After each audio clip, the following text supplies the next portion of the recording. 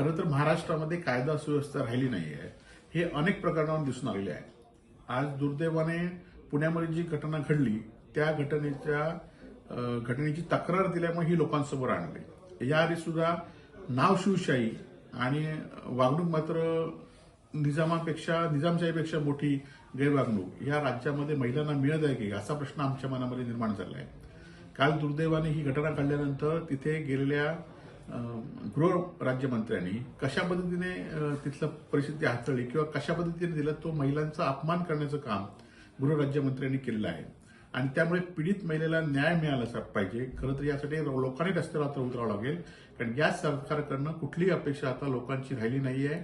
त्यामुळे लोकांनी सुद्धा या संदर्भात आवाज उठवणं गरजेचं आहे की सामान्य महिलांना आज सामान्य एसटीतनं प्रवास कोण करतंय? सामान्य महिला या ठिकाणी एसटीतनं प्रवास करत आहेत, सामान्य लोक प्रवास करत आहेत. आज एखाद्या ठिकाणी पुणे हे शिक्षणाचं माहेरघर आहे, त्यामुळे अनेक विद्यार्थिनी हे संपूर्ण राज्याच्या कानाकोपऱ्यातनं त्या ठिकाणी येत असतात आणि त्यांच्या बसेस त्यांची प्रवासी हे खरं तर सकाळीच त्या ठिकाणी पोहोचतात पहाटेच्या दरम्यान. आणि त्यामुळे अशा या पुण्याच्या याच्यामध्ये संपूर्ण आज जर त्यांना योग्य कारवाई नाही झाली तर लोकांचा विश्वास या ठिकाणी उडेल. त्यामुळे पोलिसांनी कुठलाही दबाव न करता कारवाई केली पाहिजे. आणि त्यासाठी शिवसेनेने काल जसं पुण्यामध्ये आंदोलन केलं तसं राज्यामध्ये आंदोलन आता लवकरात करेल आणि या महिलांना न्याय दिल्याशिवाय शिवसेना स्वस्थ असणार नाही. खरं तर आज आपण पाहिलं असेल की गेल्या 3 दिवसापूर्वी एका महिलेचा मृतदेह मुंबई गोव्याच्या हायवेला या ठिकाणी मिळाला आहे आणि तिथनं पोलिसांचं सातत्याने 1 किलोमीटर अंतरावर पोलिसांचं पथक त्या ठिकाणी सातत्याने 24 तास लोकांच्या गाड्या अडवण्याचं काम करत असतं. कुठे उत्पादन शुल्काचे अधिकारी त्या ठिकाणी असतात, पोलीस असतात आणि तिथनं बरोबर 1 किलोमीटर अंतरावर ही बॉडी दिवसा ढवळ्या ठिकाणी जाळून मिळते. त्यामुळे ह्या जिल्ह्यामध्ये सुद्धा कायदा सुव्यवस्था काय आहे, त्याची परिस्थिती काय आहे याचं वाभाडच खरं तर गुन्हेगारांनी काढलेलं आहे. खरं तर त्यांनी शिंदे शिवसेनेत प्रवेश केला आहे, परंतु शिवसैनिक मात्र जागेवरच आहे. ते गेले तरी त्यांच्यावर कुठलेही शिवसैनिक जाणार नाही याची आम्हाला खात्री आहे आणि त्या पद्धतीने झालेलं आहे. खरं तर राज्याचा अर्थसंकल्पामध्ये आज पूर्णपणे अर्थसंकल्पात ज्या ज्या गोष्टी गेल्या वर्षी घडल्या असतात त्यासाठी निधीची तरतूद असते तो सगळा बोजेवारा उडलेला आहे.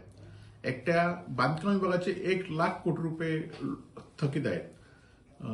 जलजीवन मिशनच्या पाणीपुरवठा विभागाचे थकीत आहेत. सगळ्या विभागाचे पैसे थकीत आहेत. त्यामुळे या अर्थसंकल्पाचा बोजवारा उडलेला आहे.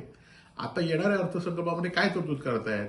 खरं तर अर्थसंकल्पामध्ये गेल्या वर्षीची देणी किती हा लोकांसमोर आणलं पाहिजे आणि त्यानंतर अर्थसंकल्प मांडला पाहिजे अशी माझी तरी भूमिका आहे.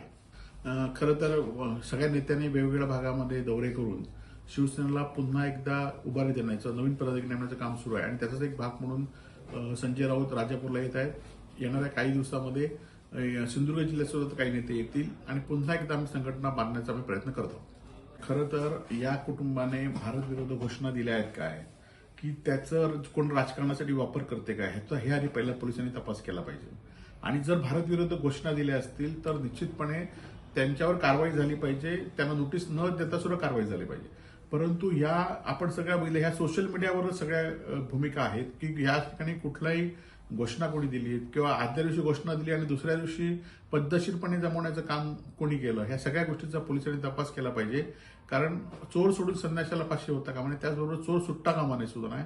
आणि जे कोण आता आपण बघितलं असेल की काल एका परप्रांतीय बांगलादेशीला भारतीय जनता पार्टीच्या सरपंचांनी दाखला दिला, 7/12 त्याचा असेसमेंट उतारा त्या ठिकाणी त्याला दिला आणि त्याला रेशन कार्ड आधार कार्ड सगळं करण्यात दिलं.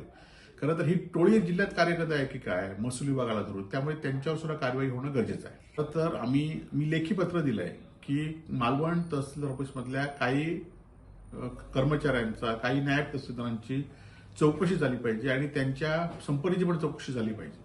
कारण अशा अनेक लोकांना मालवणमध्ये परप्रांतीयांना खलाशी असतील, या परप्रांतीयांना ते 7/12 न बघता त्यांना आधार कार्ड देत आहेत, त्याला रेशन कार्ड देत आहेत आणि सर्वसामान्य माणूस मात्र लाईनीत उभा असतो, त्यांच्याकडे पैशाची मागणी होते आणि त्यामुळे ह्याच्यावर प्रशासनावर कोणते अंकुश राहिला नाही म्हणून ह्या अशा गोष्टी होत आहेत.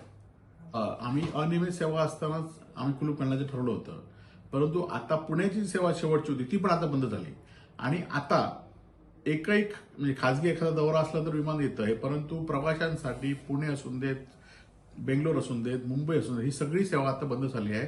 त्यामुळे या विमानतळाला आता ऑटोमॅटिकच कुलूप लागलेला आहे. आणि त्यामुळे जे कोकणातील मोठे नेते आहेत ते सांगत होते की आम्ही सुरू करू म्हणून, आता गेल्या 2 महिन्यामध्ये ही विमानतळ सुरू करू शकल्यात, त्यांना अपयश आलेलं आहे.